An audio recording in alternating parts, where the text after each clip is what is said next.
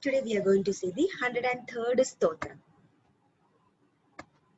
Pramanam prana nilaya prana brit prana jeevanaha tattvam tattva videgatma janma mrityurjara digaha. Pramanam. Pramanam means something that is supporting. That means when we say something, we always need some proof. So that is called pramana. So Bhagavan is self-certifying. So he himself is the proof. And he is the pure consciousness who is ready to prove anything at any point of the time for the true devotee. And he is the very form of the Vedas. So we usually will use Vedas as the proof to explain anything about Bhagavan. So, Vedas are the only proof of eternal reality, and Bhagavan himself is the Veda. And Bhagavan is the pure infinite consciousness. That's why Bhagavan is called Prajnanam. Prajnanam means the knowledge. As we have it as a great commandment. That means the rules. That is Bhagavan himself is the infinite reality. That's why Bhagavan is called Pramanam. Next one is Prana Nilaya. Prana means the life. Nilaya means the level or the existing time. So we will ask that at what stage are you in? That stage of life is called Prana Nilaya. So Bhagavan is called Prana Nilaya because he himself is the life of all the beings. So Bhagavan is the prana and he is established himself in the universe.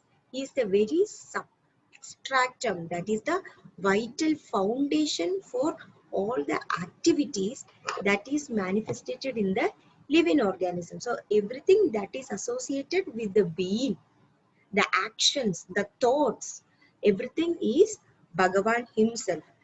That's why Bhagavan is called the home or dissolving ground of the pranas. Bhagavan is the place where the life emerges, and it is the same place where the life goes back after it is having the janmas in different yugams. That's why Bhagavan is called Prana Nilaya. Next one is Prana Brith. Prana means life. Breath means the something that is used for strengthen. So for sustained life, food is required. That is Annam. So Annam is a kind of Lakshmi. It's a Devi. It is from the Bhagavan's heart. That's why we always give respect to the food we eat. And we always make sure we do not waste any food because food is that much precious. That is why we call that dhanam dhanyam. How much importance we are giving to the money, that much importance is there for the food. So Bhagavan is ruling over all the pranas or the life.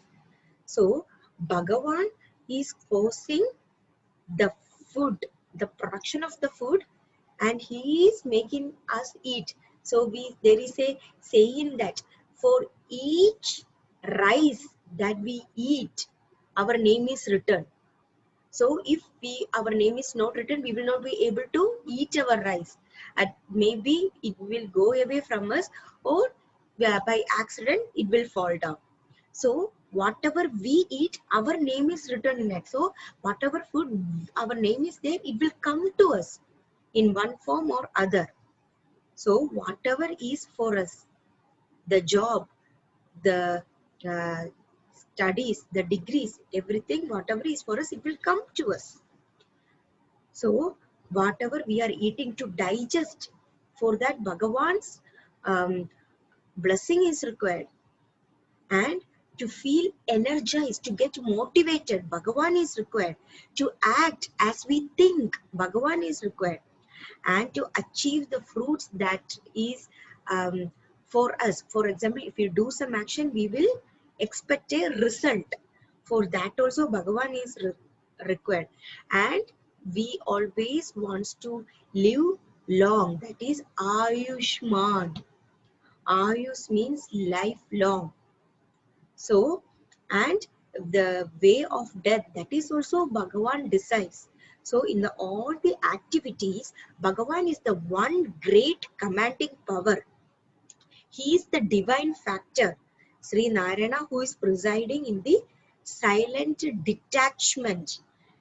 And his presence is initiating or maintaining all the activities in the living creature on the earth surface. That's why to sustain life and to create life and to destroy life, everything Bhagavan is required. That's why Bhagavan is called Prana, breath.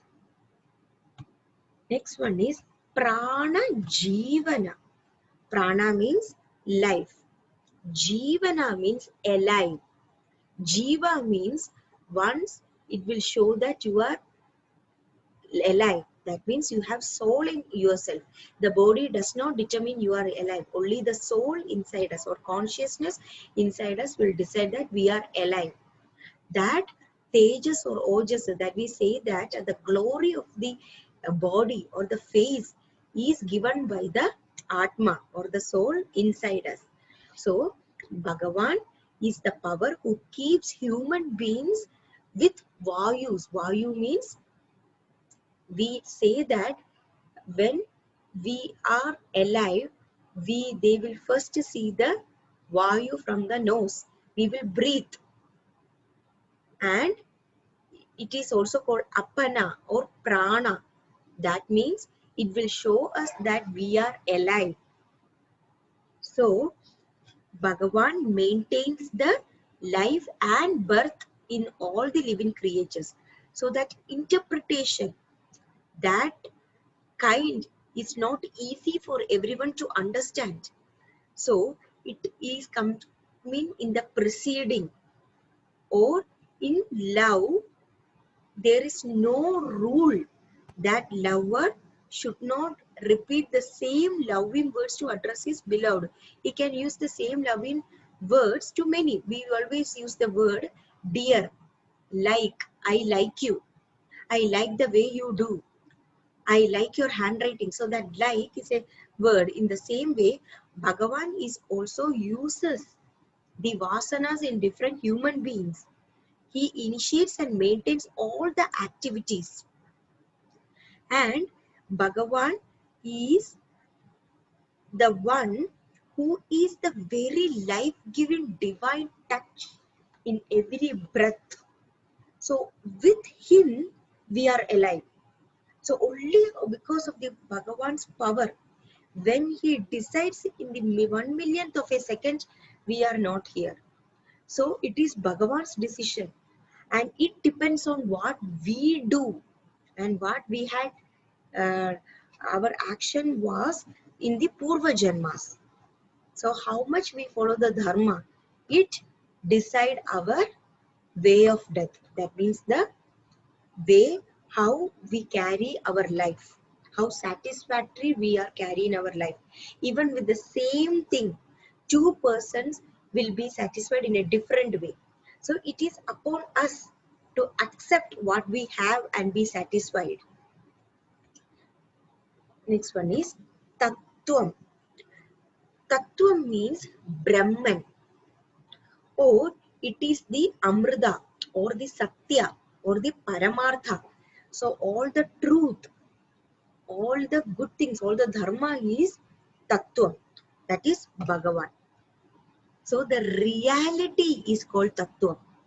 So the essence of all the life is Bhagavan. That is the reality.